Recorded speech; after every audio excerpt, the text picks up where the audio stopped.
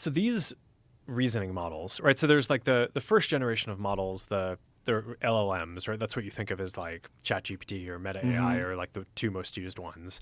And that's basically, it's sort of like a chatbot, right? You ask it a question, it takes the prompt, it gives you a response.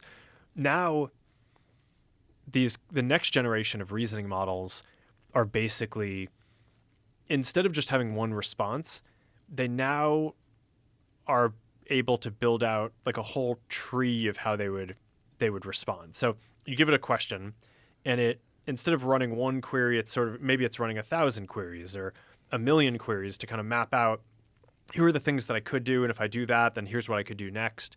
So it's a lot more kind of expensive to run, but also gets you better reasoning and is more intelligent. Um,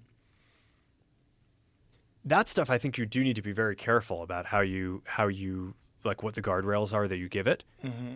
But it's also, I think, the case that, um, at least for the next period, it's going to take a lot of compute to run those models and do a lot of the stuff that they're talking about.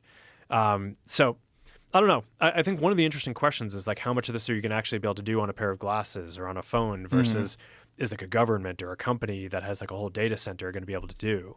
Um, and it'll always get efficient. So, it's like you can start doing something and then maybe the next year you can do it 10 times more efficiently.